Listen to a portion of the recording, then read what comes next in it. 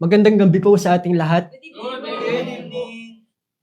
Muli masaya po akong makita kayong lahat sa ating pong pananambahan. Amen. Basahin po natin ang ating pong mga Biblia sa Ephesians. Chapter 6, verse 18.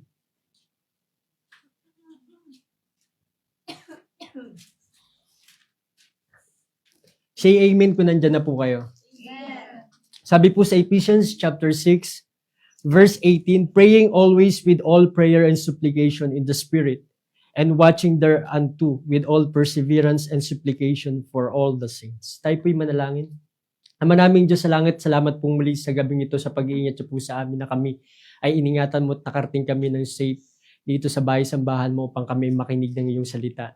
Dalayan ko, Lord, sa gabing ito, Panginoon, ay gabayan niyo po ako, Panginoon. Bigyan niyo po ako ng talino sa aking pong pagpipreach, Panginoon.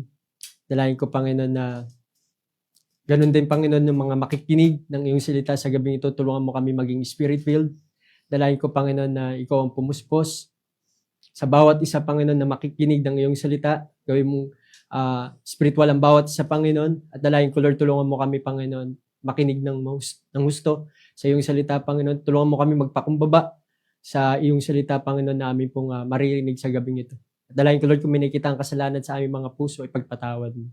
At maging kalugod-lugod ang aming pong buhay po namin sa harapan ninyo, Panginoon. Muli, maraming salamat po sa pangalan po ng Panginoong Jesus. Amen. Maaari na po tayong magsiyo po.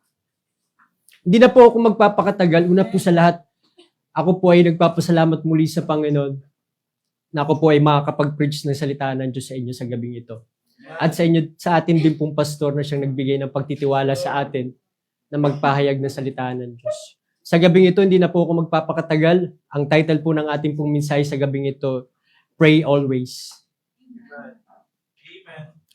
Para po sa ating pong introduction, as Christians, we are commanded by the Lord Jesus Christ to pray. Naniniwala po ba tayo na kailangan natin manalangin? Amen. Kaya nga po tayo nandito sa prayer meeting po natin kasi hindi natin pinababayaan yung ating pong pakikipag-usap sa Panginoon. Amen po. Kaya po tayo nandito dahil binibigyan natin ng pagpapahalaga ang ating pong prayer life sa Panginoon.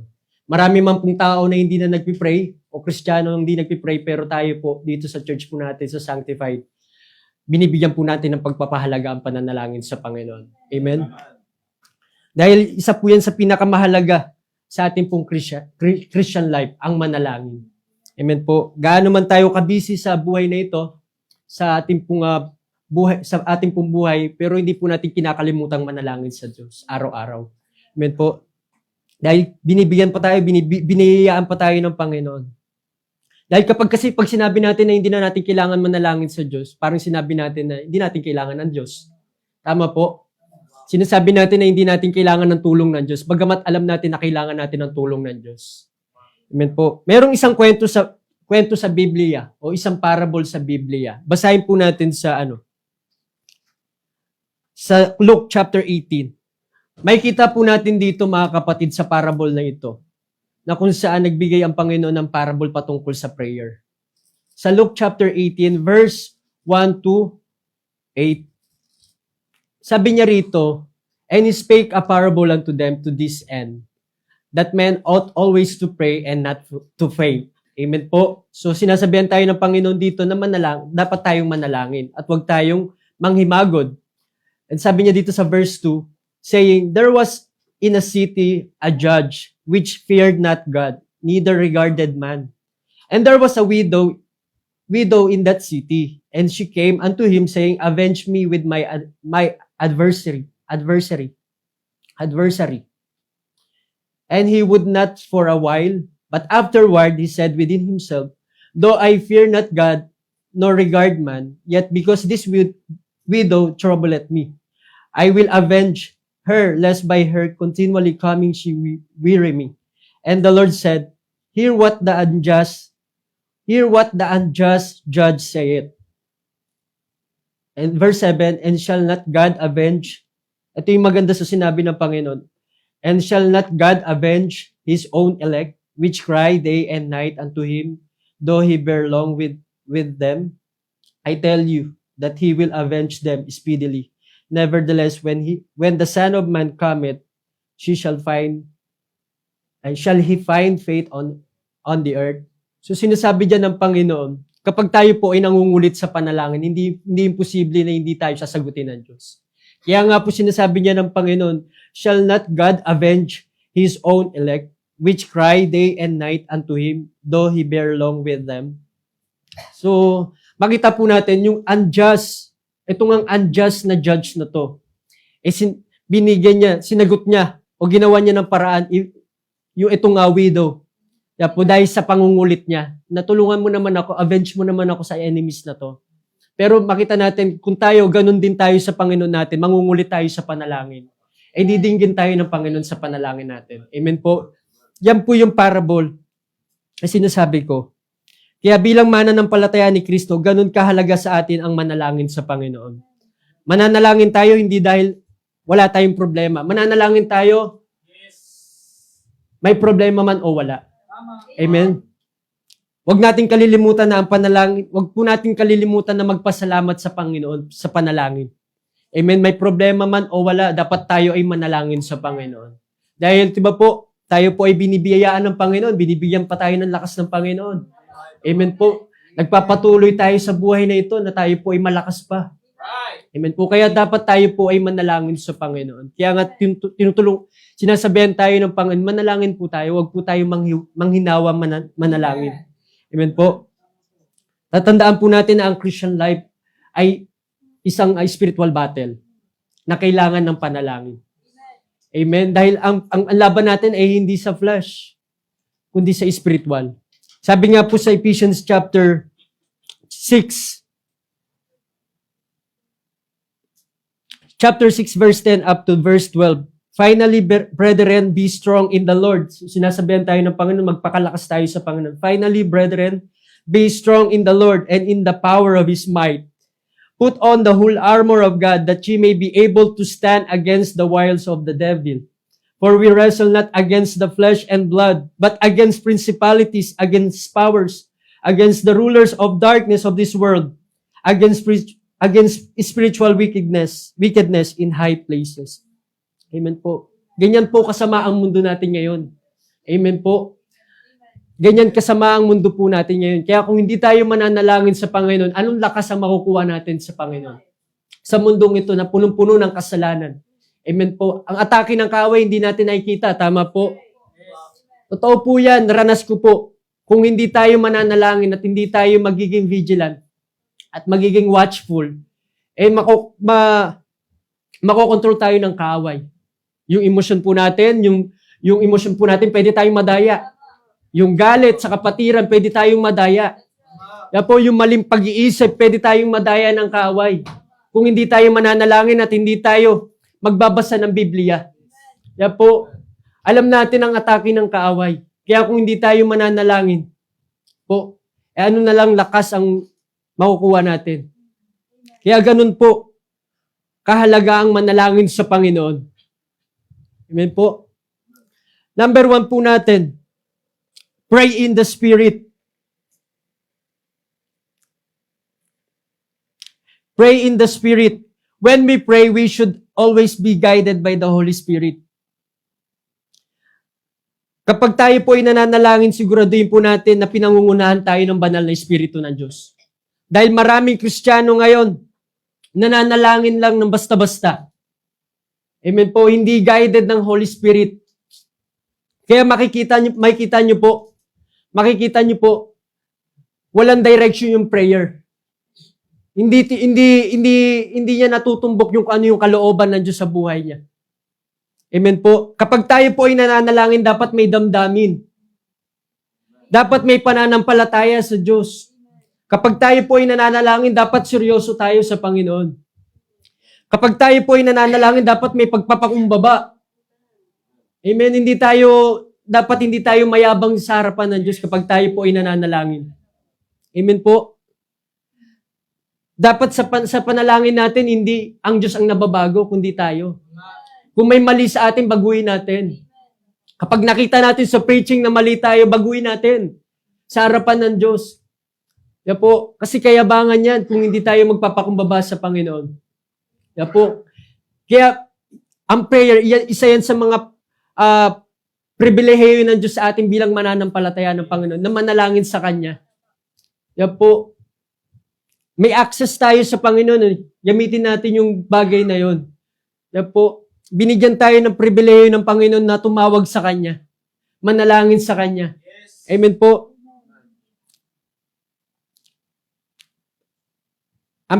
Madami nang nananalangin na hindi guided ng banal na Espiritu. Kaya kung ano-ano ang sinasabi at hinihingi sa panalangin na hindi naman natin kailangan. Diba? Maraming Kristiyanong ganyan, no? Nananalangin ng kung ano-ano sa Panginoon. Kaya po, alam niyo po ganyan, pag may nakita akong Kristiyano na ito iba yung panalangin niya, iba ang panalangin ko sa kanya. Na-experience niyo na ba yun na ito ang hinihingi niya? Pero ikaw nag-pray ka, hindi kung ano yung hiningi niya. Kundi ang ipinanalangin mo, kung ano yung makakatulong sa kanya. Na-experience yun na ba yun? Baga, yun nga po dapat maging sensitive tayo sa kung ano yung pinapanalangin natin sa harapan ng Diyos. Baka kung ano yung pinapanalangin natin sa Diyos, nagkakasala pa tayo. Amiss yung ipinapanalangin natin sa Diyos. Kaya dapat maging aware tayo sa hinihingi natin sa Diyos. Baka kung ano yung hinihingi natin sa Diyos, yan pa yung maglalayo sa atin sa Panginoon. Tama po. Baka kung ano pa yung mga hinihingi natin sa Diyos, baka sarili lang natin yung may gusto nun, hindi ang Panginoon. Yun yung katotohanan. Maraming Kristiyano, humihingi sa gusto lang nila, hindi sa gusto ng Panginoon. Hindi sa kalooban, hindi nakaangkla sa kalooban ng Diyos. Ang panalangin ay hindi lang sa salita, kundi pakikipag-ugnayan sa Diyos sa pamamagitan ng Espiritu. Amen po. Again, ang pananalangin ay hindi lang sa salita, kundi pakikipag-ugnayan sa Diyos sa pamamagitan ng Espiritu. Kaya nga tayo may banal na Espiritu. Ang Espiritu ng Diyos ang tutulong sa atin sa kung ano yung dapat nating ipanalangin sa Diyos. Basahin po natin sa Romans chapter 8, verse 26. Sabi sa Romans 8, chapter 8, verse 26, Likewise, the Spirit also helpeth our infirmities, for we know not what we should pray for as we ought, but the Spirit itself maketh intercession for us with groanings which cannot be uttered. Yan po yung sinasabi ko. Likewise, the Spirit also helpeth our infirmities. So, yung Espiritu ng Diyos ang siyang tumutulong sa atin. Sa ating pong kahinaan. Kapag tayo po ay nanghihina spiritually, yan ang Panginoon ang tumutulong sa atin. Sa tulong ng banal na Espiritu ng Diyos kapag tayo po ay nananalangin. For we know not what we should pray for as we ought. Yan po. But the Spirit itself maketh intercession for us with groanings which cannot be uttered. Yan po. Kaya nga po, di ba? Huwag lang tayong basta-basta nananalangin sa harapan ng Diyos. Huwag lang tayong basta hingi sa Panginoon. Alamin natin kung ano yung kalooban ng Diyos. Baka sa prayer group po natin, paulit-ulit lang yung panalangin natin sa mga bagay na hindi naman po natin kailangan. Sa mga bagay na wala namang benepisyo sa kaluluwa natin. Wala namang benepisyo sa spiritual nating kalagayan. Maganda po na tama naman po manalangin sa ating pong mga pangangailangan. Tama naman po yun. Pero siguraduhin po natin na yun ba talaga ang kailangan natin. Kapag meron ka na nung bagay na yun, hindi na para ipanalangin mo. Hindi na para kulitin mo ang Diyos sa panalangin. Lord, gusto ko to Kaya po, hindi. Kung alam mong hindi makakabuti sa'yo, huwag mong hingiin. Alam mong hindi makakabuti sa Christian life mo, wag mong hingiin, wag mong ipilit sa Diyos na hingiin ang isang bagay na hindi naman makakatulong sa'yo. Ang hingiin mo ang makakatulong sa espiritualidad mo sa harapan ng Diyos. At yun yung sinasabi sa atin ng banal na Espiritu sa atin ngayon. Na humingi tayo ayon sa kalooban ng Diyos. Ano bang bagay ang makakabuti sa'yo? Tanungin mo ang sarili mo dyan sa kinaupuan mo. Tanungin natin yung ating pong mga sarili. Ano ba yung mga dapat kong ipanalangin sa Panginoon? Ano ba yung mga dapat kong ipanalangin sa Panginoon na makakatulong sa akin na magtatapat ako sa Panginoon?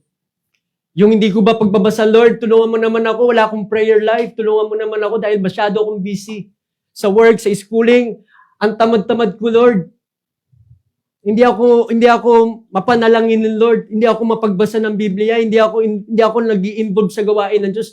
Wala akong soul winning, wala akong devotion, Lord. Dapat yung ipinapanalangin mo, hindi yung puro ka material things. Hindi yung puro anumang, walang masama dyan, pero kasi, alam mo yun, yung mga bagay na yan, temporal lang yan eh. Pero yung mga bagay na hindi natin nakikita, yan ay eternal. At yun lang yung magmamatter sa huli. Amen po. Kaya, tingnan po natin kung ano yung dapat nating panalangin sa Diyos. Una sa lahat, yung tema po natin na crucified. Masasabi ba na crucified na ang buhay natin? Masasabi bang na ang buhay natin ay kay Jesus Christ na? Baka wala pa. Baka sarili pa rin natin ang ginugusto natin, ang kumukontrol, ang nangunguna sa buhay po natin.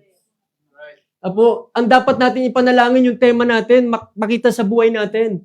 Hindi puro pansarili lang. Si Jesus Christ nga pinanalangin niya sa Gethsemane na maligtas tayo, magawa niya yung kalooban ng Diyos. Kaya po, mahirap pong mapako sa krus. Mahirap pong mapako sa krus.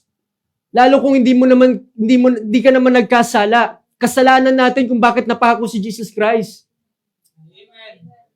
Amen po. Amen.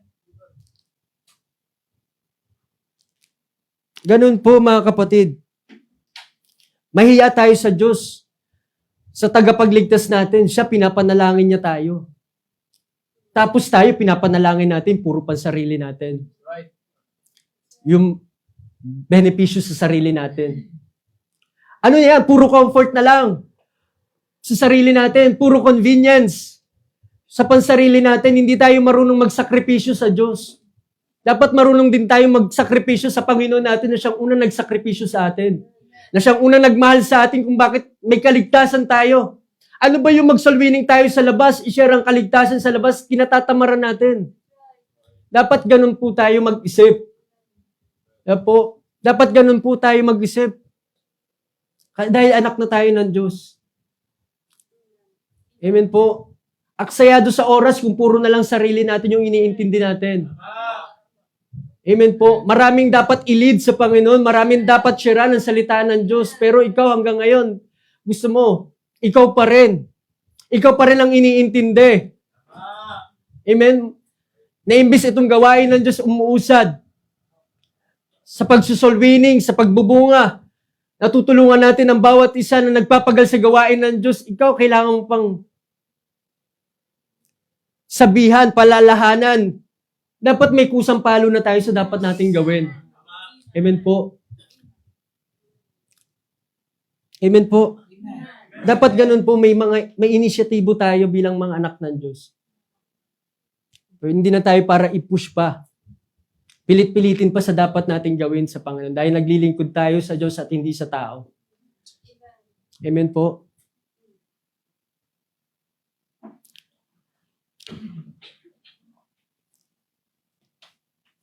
Yan po, manalangin tayo ng kagaya ng Panginoong Jesus. Sinasabi niya nga, not my will but thine be done. Sinasabi ng Panginoon, not my will but thine be done.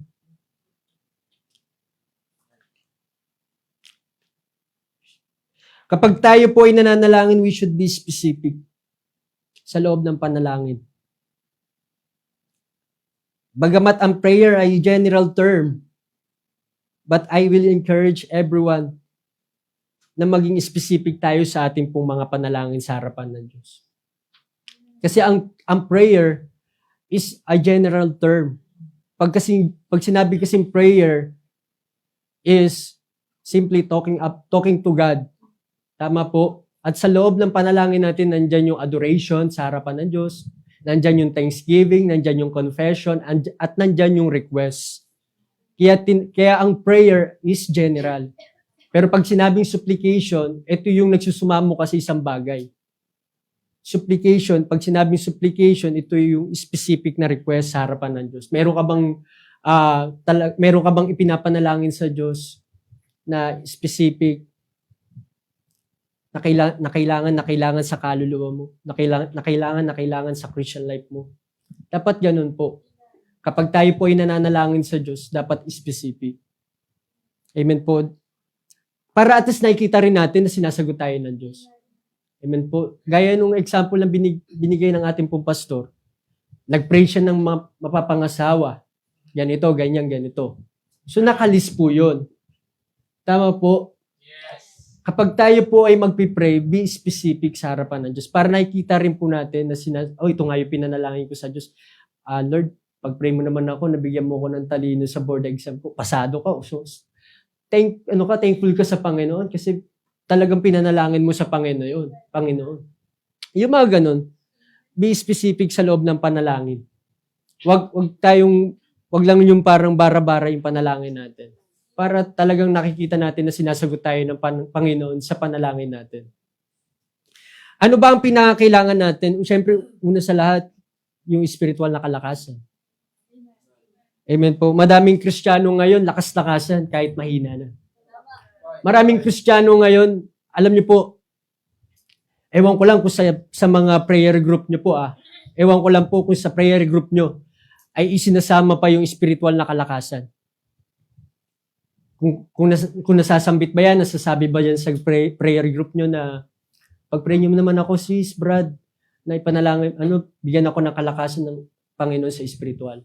O baka naman puro na lang tayo material things sa prayer group natin o sa work natin.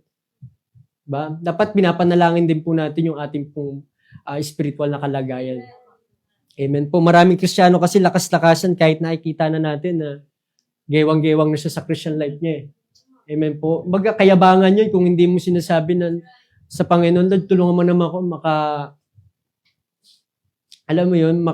ma-revive naman. Lumakas ulit ako spiritually. Amen po. Kahit kitang-kita mo na wala sa katinuan yung ginagawa niya. Wala pa rin siyang pakialam sa kanyang spiritualidad. Amen po. Amen po. Amen. Bakit nga ba nagkakaganon ang isang Kristiyano? Kasi wala nang basa-basa ng Biblia. Wala na rin pray. Kaya, manhid na, gaya nga na sinasabi ni Preacher Mark, numb na. Manhid na, hindi niya na nakikita, wala na siyang maramdaman. Pero kung ikaw ay nagbabasa ng Biblia, makikita mo, ang pangit pala ng ugali ko. Amen? Ang pangit pala ng thinking ko, Lord. Ang pride ko pala, Lord. Alam niyo po, naranasan ko po yan. Ang pangit pala ng attitude ko, ang pangit pala ng pag-iisip ko pag hindi pala ako nagbabasa. Kaya sa atin po,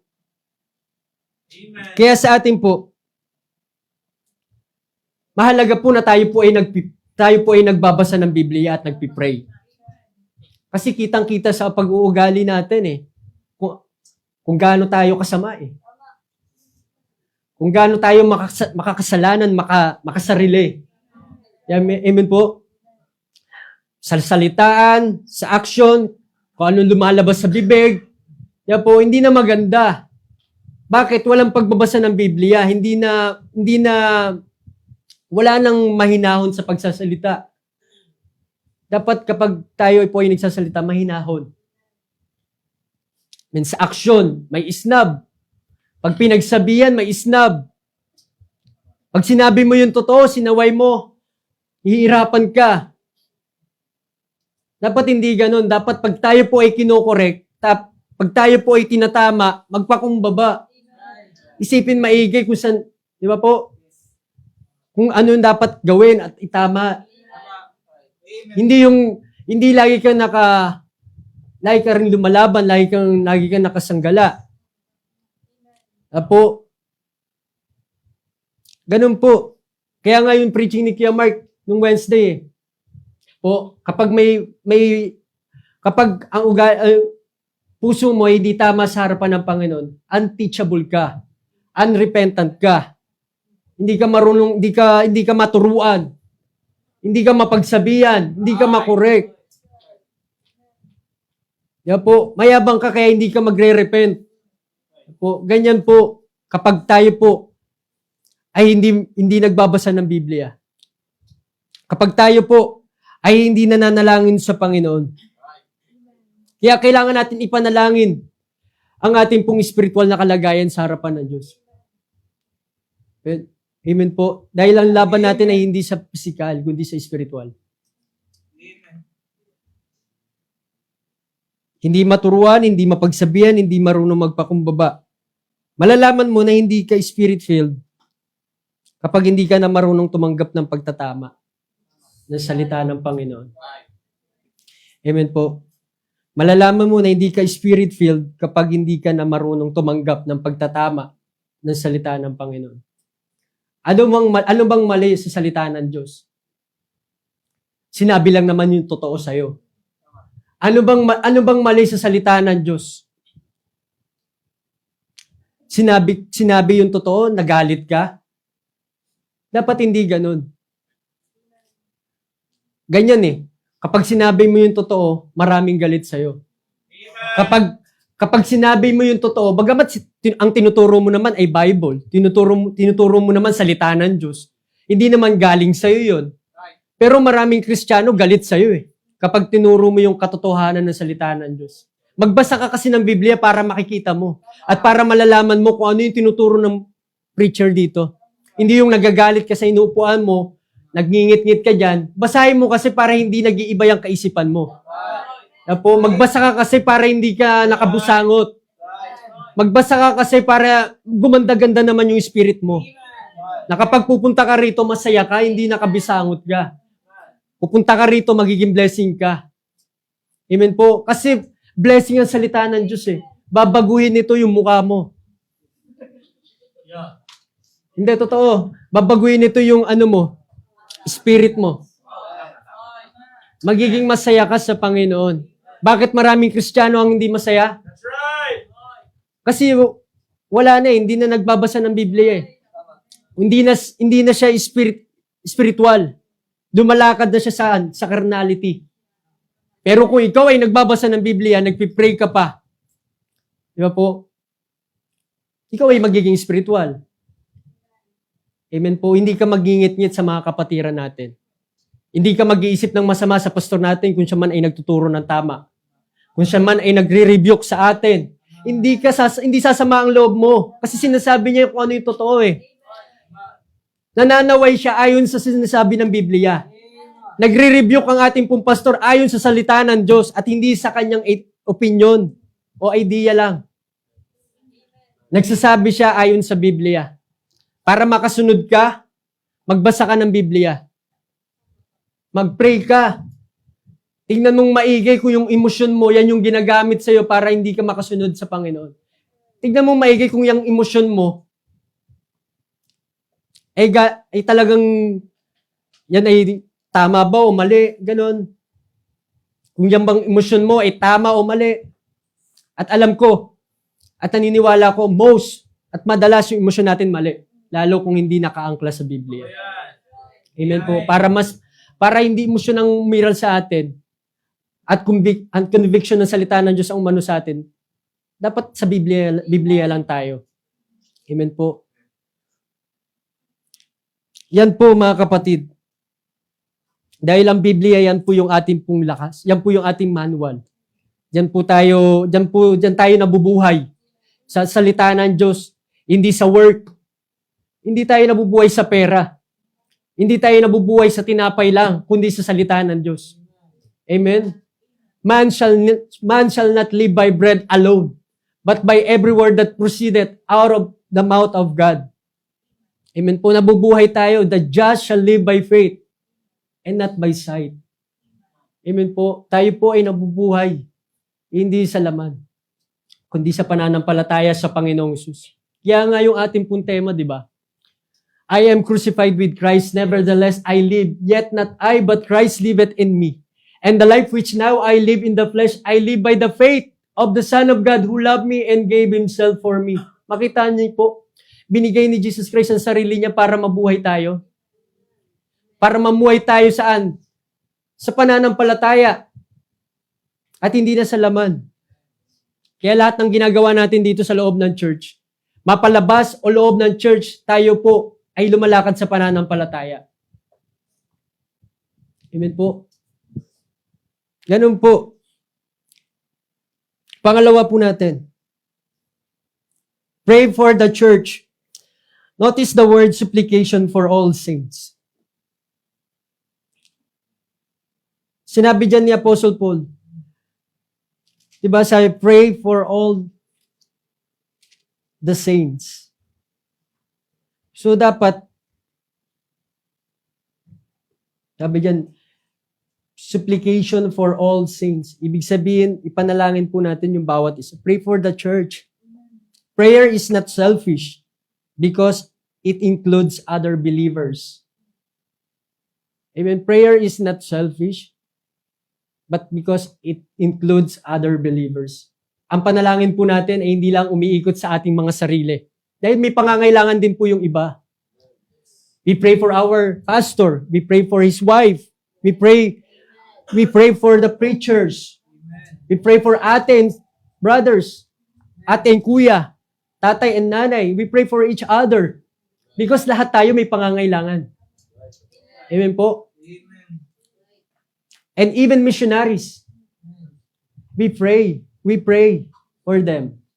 Hindi lang tayo nagsusupport financially, but we pray for them. Kagaya natin, nananalangin tayo na huwag tayong mahulog sa immoralidad. Huwag tayong mahulog sa korupsyon. Kagaya rin ng panalangin natin sa ating mga sarili, sa ating as a church. Ganun din tayo nananalangin sa kanila, na sila ay magtapat patuloy sa Panginoon. Kung paanong nananalangin tayo sa Panginoon patuloy, na habang wala pa ang Panginoon, hindi pa dumarating ang Panginoon, habang hindi pa tayo kinukuha ng Panginoon, ganun din tayo nananalangin para sa kanila, na magpatuloy sila sa pananampalataya. Amen po, mamuhay sila sa pananampalataya. Magpatuloy sila sa kung ano ang calling ng Panginoon sa kanila. At ganun din tayo dito. Ano ba ang calling ng Diyos sa atin? Mamuhay tayo. Tama? Ang panawagan ng Diyos sa bawat isa, mamuhay tayo sa kabanalan. Magtapat. Po, hanggat hindi pa dumarating ang Panginoon. Hanggat hindi pa tayo kinukuha ng Panginoon. Amen po? Pansinin niyo po yung panalangin ni Apostle Paul dyan. Sa verse 19. And verse 20, and for me, that utterance may be given unto me, that I may open my mouth boldly, to make known the mystery of the gospel, for which I am ambassador in bonds, that therein I may speak boldly, as I ought to speak. Alam niyo po, makita niyo po dito, si Apostle Paul, siya ay nakakulong dyan. Yung word na bonds, pansinin niyo po, nakaano siya dyan, nakatali.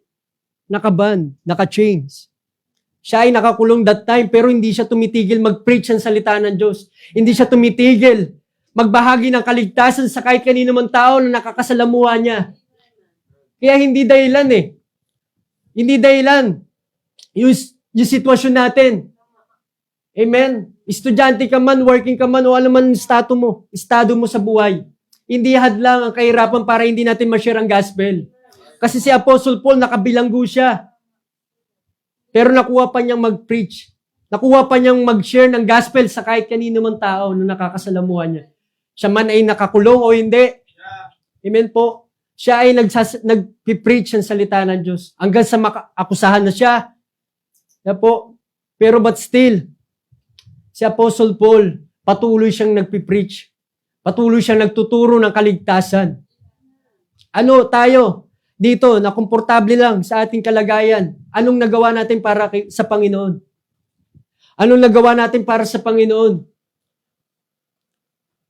Amen po? Amen. Hindi pa nga tayo nakakulong eh. Hindi pa nga tayo inaano ng government dito eh. Na huwag kayong magpipreach ha. Pero tayo pinipigilan natin yung sarili natin. Nililimitahan natin yung sarili natin sa mga takot natin sa sarili natin. Nililimitahan natin yung ating sarili na i-share ang gospel sa kamag-anak natin, sa pamilya natin. So ano naman ngayon kung ano sasabihin ng pamilya natin? Eh may Jesus Christ ka na. Para maging maganda ang patotoo mo, gandahan mo. Para ma-share mo ang gospel ni Jesus Christ, gandahan mo yung patotoo mo sa loob ng bahay ninyo. Hindi ka pa naman nakakulong eh. Pero si Apostle Paul, sabi niya, pag-pray niyo ako, na ma-preach ko, that I may open my mouth boldly. May open ko yung bibig ko ng may tapang na ipahayag ang salita ng Diyos sa kanila. Dahil, ano siya dun? Persuaded siya dun eh. Sa salita ng Diyos, wala nang ibang kaligtasan, kundi sa pamamagitan lang kay Jesus Christ. Amen po. Yun na, wala na tayong ibang sinasandalan. At ganun din si Apostle Paul. Pagdating sa kaligtasan ng ating pong kaluluwa, maliban sa pananampalataya lang kay Jesus Christ. Kaya ganun siya, katapang na i-preach ang salita ng Diyos. Amen. Ganun din po tayo, tama? Kaya hindi tayo natatakot sa kahit kanino man tao, kung sino man yung kaharap natin. Boss man natin, principal man yan, teacher man yan, o kahit ano man tao na sa harap natin, hindi tayo natatakot dahil kasama natin ang Diyos. Yes. Amen. Kasama natin ang Diyos eh. Pangawakan natin kapag tayo ay nagpipreach, kapag tayo ay nagtuturo ng salita ng Diyos, magtiwala tayo sa Panginoon. Amen po. Manalangin at magtiwala tayo sa Panginoon na maliligtas sila. Huwag po natin limitahan ang ating pong mga sarili sa pagpapahayag ng salita ng Diyos. Amen po. Kahapon po, nagkaroon po ng pagtuturo ang ating pong pastor sa mga kabataan. Kaya po, nag-extra mile siya para maturuan ng kaligtasan yung mga kabataang lalaki. Amen po. Tayo po, nagkaroon ba tayo ng extra mile? Para i-follow up yung mga regular visitors po natin. Para sila ay maging bunga natin sa gawain ng Diyos Sunday. Nananalangin tayo. Amen po. Sa gawain ito, sa church po natin, na magbunga tayo. Nananalangin tayo. Amen po. Na magbunga tayo sa Panginoon. Nagawa na ba natin yun? O hanggang panalangin lang tayo, hindi tayo kumikilos? Kasi ang pananampalatayang walang gawa ay patay. Amen po. Pero kung may pananampalataya at sasamahan natin ang gawa, amen po. Hindi imposibleng hindi tayo magkabunga. Bakit hindi tayo nagkakabunga? Kontento ka na dumating ng once yung bisita mo eh. Kontento ka na twice. Hindi mo pina-follow up, hindi ka nagtuturo. Pero pagdating sa mga bagay na pang-personal mo, eager ka. Hindi ka nagbibigay ng kahit isang oras sa pag-aaral ng Biblia para ma-disciple mo yung bunga mo, yung magiging bunga mo sa Panginoon. Yung prospect mo. Amen po. May mga materials dyan na pwede nating aralin. Amen po. May mga materials dyan. Marami ng paraan para amen po, para tayo ay makapagturo sa mga prospect po natin. Mahiya tayo sa Diyos. Ito, nagbigay na siya ng Bible. Oh. Ang kailangan na lang natin magturo. Ibahagi ang salita ng Diyos. Tapos na yung kaligtasan eh. Tapos na yung ginawa ng Panginoong Jesus. Tayo, anong natapos natin? Kontento na lang tayo na uuwi tayo ng bahay. Uuwi tayo, kakain, matutulog, hindi natin iniisip kung ano yung pwede natin magawa sa Panginoon sa buong maghapon. Uuwi, ganun na lang ang routine ng buhay natin. Na hindi tayo walang pakinabang ang Diyos sa atin. Nakakalungkot siguro kung makikita natin yung tsura ng Diyos sa atin. Po, dapat tayo po may pag-iisip. Kung hindi tayo nakapag-share ng gospel, dapat may pag-iisip tayo. Mag-share ako kahit galing akong work. Kahit galing akong work, magbibigay ako ng oras. Kaya nga sabi ko sa young people, hindi lang dapat Sabado kayo nag-share ng gospel. Dahil ang Sabado, yan ay follow-up. Yan ay pagpa-follow up ng mga bisita. Huwag kayo dyan magsalwini. Kung gusto nyo talaga, may paraan. Diba sabi nga, diba? Kung gusto, may paraan. Pag ayaw, maraming dahilan. Amen po. Kaya kung gusto mo magawa na mag-share ng salita ng Diyos, bibigyan mo ng oras at panahon kahit sa weekdays. Hindi ka nakakulong sa schedule natin. Amen po. So, ganun po mga kapatid.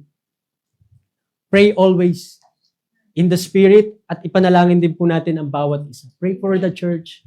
Dapat ang panalangin natin ay nakaangklas sa kalooban ng Diyos. Nakaangklas sa Espiritu ng Diyos. Amen po. At kung tayo po, at kung yan ay nakaangklas sa Spirit ng Diyos, hindi posibleng hindi mo ipanalangin ang bawat isa.